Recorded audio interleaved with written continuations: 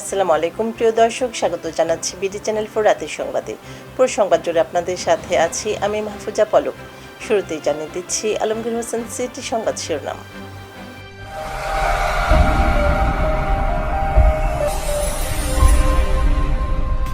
কিশোরগঞ্জে নিখোঁজের 6 দিন পর পুকুর থেকে নারীর মরদেহ উদ্ধার। রাত পোহালেই নান্দাইল উপজেলা পরিষদ নির্বাচনের ভোট গ্রহণ শুরু। হঠাৎ পদত্যাগ করলেন ওয়াশিংটন পোস্টের নির্বাহী সম্পাদক। মারা গেছেন অভিনেত্রী সীমানা। লঙ্কাদের বিপক্ষে মাঠে নামার আগে ছিটকে গেলেন শরীফুল। শুনছিলেন আলমগীর হোসেন সিটি সংবাদ শিরোনাম, এবার বিস্তারিত। কিশোরগঞ্জে নিখোঁজের 6 দিন পর পুকুর থেকে ভেসে উঠল এক নারীর মরদেহ। আজ মঙ্গলবার সকালে পুলিশ মরদেহটি উদ্ধার করে। নিহত মদিনা আক্তার পাকুন্দিয়া উপজেলার কোতালিয়া গ্রামের আবু তাহেরের মেয়ে। জানা যায়, কিশোরগঞ্জ ভৈরব আঞ্চলিক মহাসড়কের পাশের একটি পুকুরের মরদেহটি ভাসতে দেখে পুলিশে খবর দেয় এলাকাবাসী। পরে পুলিশ মরদেহটি উদ্ধার করে ময়নাতদন্তের জন্য মর্গে পাঠায়। পরবর্তী আইনগত ব্যবস্থা চলমান রয়েছে। ময়মনসিংহের নান্দাইলে আগামীকাল শুরু হবে 6ষ্ঠ উপজেলা পরিষদ নির্বাচনের 4র্থ ধাপের ভোট গ্রহণ। নান্দাইল উপজেলার একটি পৌরসভা ও 13টি ইউনিয়নের 126টি ভোট কেন্দ্রে ভোটারদের ভোট গ্রহণ অনুষ্ঠিত হবে। সকাল 8টা থেকে ভোট গ্রহণ শুরু হয়ে বিরতিহীনভাবে বিকেল 4টা পর্যন্ত চলবে। উপজেলা নির্বাচন অবাধ, সুষ্ঠু ও শান্তিপূর্ণ পরিবেশে সম্পন্ন করতে সকল ধরনের প্রস্তুতি সম্পন্ন হয়েছে। এবার বিনিময় সাইবারনেট আন্তর্জাতিক খবর।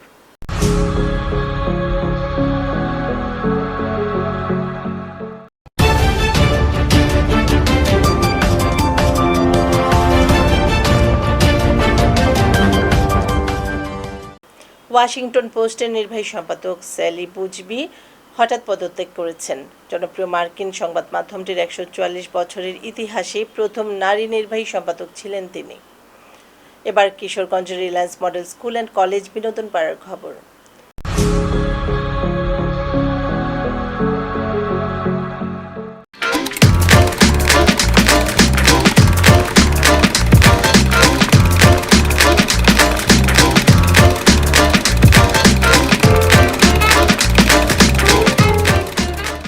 মডেল অভিনেত্রী রিশতা লাবণী সীমানা মারা গেছেন। বিষয়টি জানিয়েছেন সীমানার ছোট ভাই এজাজ বিন আলী। মৃত্যুকালে তার বয়স হয়েছিল মাত্র 39 বছর। এবার ঘরোয়া ডিজিটাল প্রিন্টার্স খেলার খবর।